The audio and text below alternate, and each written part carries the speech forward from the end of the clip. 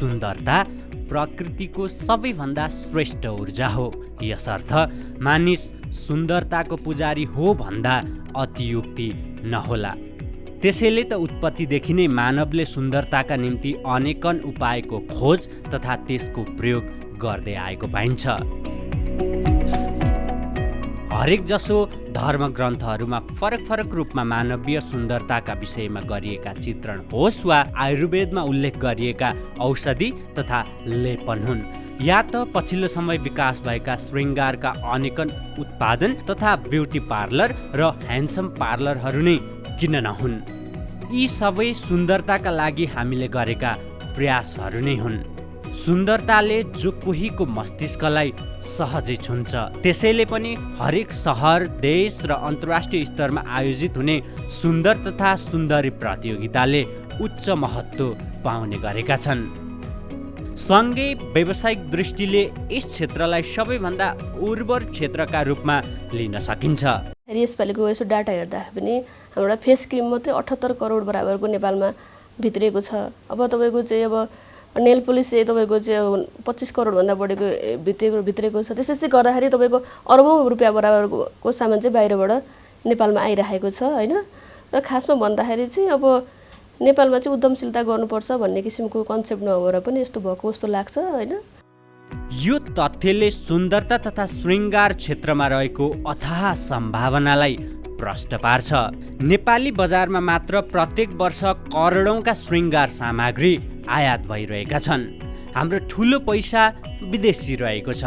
सँगै स्वदेशमै पौरखको पसिना बगाउँदै सफलताको भर्याङ उक्लँदै देशको पैसा विदेशिनबाट रोकेर स्वदेशको अर्थतन्त्रमा इँटा थप्ने गोपाल काफ्ले जस्ता उद्यमी यही भूगोलमा भेटिन्छन्। नेपालको सबैभन्दा पुरानो हर्बल कम्पनी मध्येको म एक हो र मलाई लाग्छ म पहिल्यै त म भन्दिनँ, तर म पहिल्यै बराबरको हो क्या। किन नेपालमा चाहिँ उत्पादन गर्ने कम्पनी 2060 साल 62 सालदेखि सुरु गर्ने एकाध चाहिँ हुनुहुन्थ्यो होला। हर्बल कस्मेटिक उत्पादन गर्ने सुरुवाती पिरियडको मान्छे मध्येको एक हो। गोपालको यो सफलताका पछाडि हिजोको सकसपूर्ण सङ्घर्षको अहम भूमिका छ। म सङ्खुवासभा जिल्लाको खराङ, हाल चाहिँ चैनपुर नगरपालिका वार्ड नम्बर 10 भएको छ। म अत्यन्तै विकट ठाउँ जहाँ चाहिँ तपाईँको हामी पानीको असाध्यै समस्या, पानी खानको लागि हामी घन्टौँ हिँड्नु पर्थ्यो।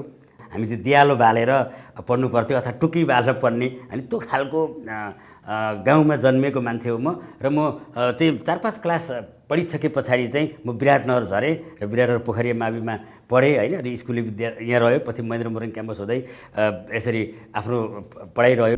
त्यसपछि उनी एउटा भारतीय कम्पनीका उत्पादनहरूको मार्केटिङको काम गर्न थाले। कस्तो फिल हुन्थ्यो भने हामी एउटा चाहिँ म एउटा नेपाली होइन, अहिले हाम्रो उत्पादन त छैन मार्केटमा, त अरूकै मात्रै उत्पादन छ नि त, म पनि अर्कै उत्पादन मार्केटिङ गर्दै गइरहेको छु।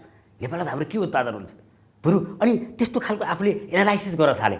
अनि हामी कसरी होइन, बरु गुन्द्रुक बेचौँ, बरु हाम्रा गाउँको सुन्तला बेचौँ, आफै किन काम नगर्ने भन्ने खालको भावना चाहिँ मार्केट हेर्दै हेर्दै त्यो खालको भावना मलाई पनि पैदा हुन गयो। र त्यस कारणले गर्दा अब म यो यसरी होइन, बरु म नेपालमा केही उत्पादन गर्छु, काहीँ सिक्छु भनेर मैले त्यो उत्पादन सम्बन्धी सिकेँ, ट्रेनिङ लिएँ, होइन त्यही विषयमा पनि पढ्न थालियो।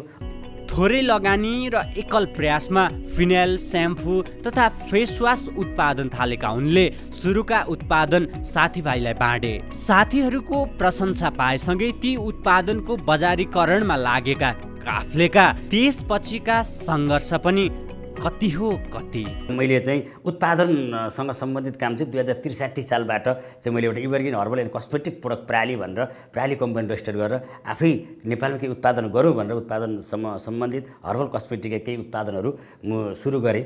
यी विराटनगरको एउटा सरिचियाको एउटा यसो कोठामा सानो एउटा कोठा लिएर होइन, म आफै त्यसको लेबर पनि म आफै, मालिक पनि आफै भएर मैले प्याक गर्दै चाहिँ काम सुरु गरेँ हो।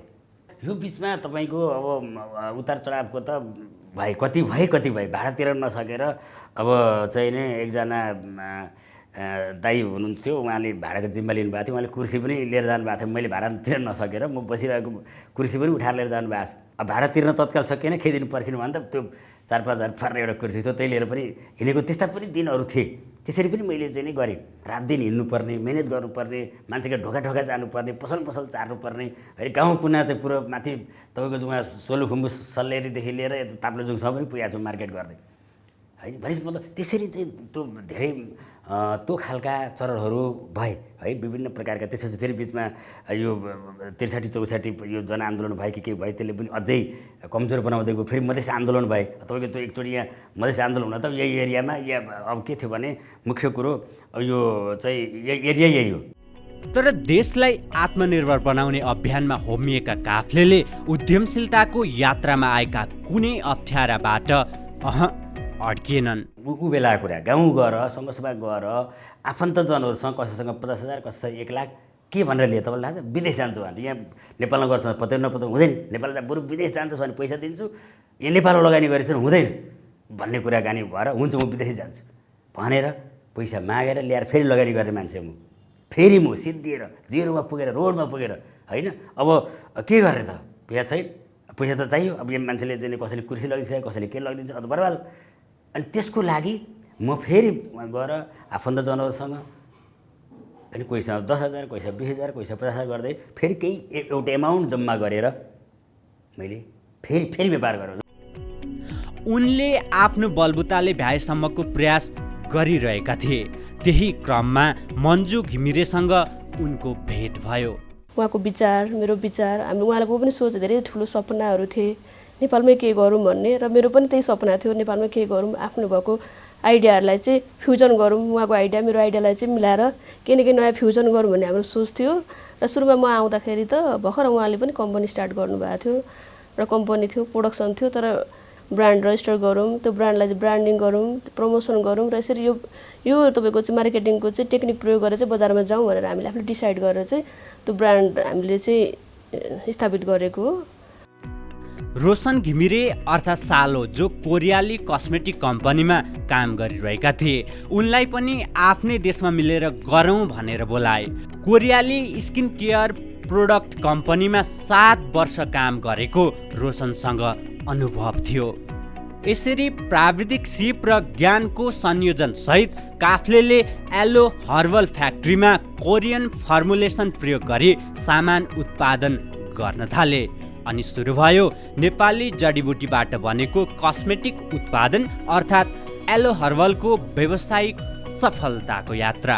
कमसेकम हामी जडीबुटीको धनी देश हौँ भने हाम्रै जडीबुटीको प्रयोग गरेर हामीले नेपालमै के उत्पादन गर्नुपर्छ, उत्पादन गरौँ भन्ने सोचसहित चाहिँ हामीले एलो हर्बल भन्ने एउटा ब्रान्ड रजिस्टर गरेर हामीले चाहिँ हाम्रै जडीबुटीहरू समेतको प्रयोग गरेर चाहिँ एउटा कोरियन फर्मुलेसनमा, कोरियन टेक्नोलोजीमा, कोरियन फर्मुलेसनमा हामीले चाहिँ एलो हर्बलका स्किन केयर र हेयर केयर सम्बन्धी केही उत्पादनहरू चाहिँ उत्पादन बजारमा ल्याएका छौँ। र एलो हर्बल त्यो हो जो नेपाली जडीबुटीहरू समेतको सम्मिश्रणबाट र कोरियन फर्मुलेसनबाट हामीले चाहिँ यो उत्पादन ल्याएका छौँ, स्किन केयर, हेयर केयर प्रोडक्टहरू। हाल sunscreen, moisturizer, face toner, lotion, serum, vitamin C serum, face pack, anti acne cream, shampoo, onion hair oil, hair treatment लगायत उत्पादन गरिरहेको एलो हर्बलले आफ्ना उत्पादन मल्टिफर्मल ल्याबको परीक्षण पश्चात बजारमा पठाउने गरेको छ। 1000 भन्दा बढी चाहिँ र मेटेरियलहरू चीज लाग्छन् यहाँ, है। कुनै कुराहरू हामीले चाहिँ नै बाहिरबाट पनि ल्याउनु पर्ने हुन्छ। एलोभेरा सेलोभेरा यस्ता कुराहरू यहाँ सहजै पाइन्छन्। हामी त्यसलाई एलोभेराका ल्याएर चाहिँ त्यसलाई आफै सामान्य प्रक्रियाबाट प्रशोधन गरेर हामीले गर्दैछौँ। नभए अरूतिरको चाहिँ कस्तो भयो, कतिपय कुराहरू चाहिँ अब चाहिँ प्रशोधित भइसकेको कुराहरू लिएर आउने हामीले। अहिले हाम्रो प्रशोधन प्लान छैन, निकट भविष्यमा त्यो पनि हामीले प्लान त गर्दैछौँ। एलो हर्बलका माध्यमले काफ्लेले अहिले करिब 50 जनालाई रोजगार दिएका छन्। त्यति मात्र होइन, आगामी दिनमा एलो हर्बललाई अन्तर्राष्ट्रिय बजारमा पुर्याउँदै खेर गइरहेका नेपाली जडीबुटीलाई समेत ब्रान्डिङ गरेर विश्व बजारमा पुर्याउने सपना रहेको सुनाउँछन्। राज्यबाट हामीले केही खालको भनौँ न, यहाँ स्थानीय रूपमा स्थानीय यस्ता खालको हर्बल कस्मेटिक उत्पादन गर्नेहरूलाई केही प्रोत्साहनहरू भएमा गरेमा, होइन, हामीले धेरै नै ठुलो प्लान बनाएका छौँ कि यहाँका जडीबुटीलाई विश्वमा ब्रान्डिङ गर्ने प्लान बनाएका छौँ। हाम्रो यहाँ जडीबुटीलाई चाहिँ हामीले कौडीको मूल्यमा बाहिर बेच्ने, अनि उहाँलाई प्रशोधन भएर उहाँका महँगो मूल्यमा हामीले किन्नुपर्ने आजको अवस्था बाध्यता पनि छ। Made in Nepal, made in Nepal, made in Nepal. अथवा म साँच्चै गर्वले छाती फुलाउँछु, म नेपाली हुँ र नेपाली उत्पादन प्रयोग गर्छु भनेर अब आम उपभोक्तामा पनि त परिवर्तन आउनु जरुरी छ क्या। अब मैले अर्कालाई धारे हात लाउने, नेताले बिगार्दे, उसले बिगार्दे, कसले बिगार्दे भनेर अर्कालाई गाली गर्ने अनि फेरि आफू चाहिँ फेरि त्यस्तै गर्ने भएर होइन। त्यसमाले आम सबैले म के आग्रह गर्दछु भने म पनि त अब चेन्ज हुनु पर्यो नि। नेतालाई मात्रै गाली गर्दा हुँदैन, मैले पनि त चेन्ज हुनु पर्यो। मैले आज शिरदेखि पाउसम्म मैले प्रयोग गर्ने चिजहरू कहाँ छन् त?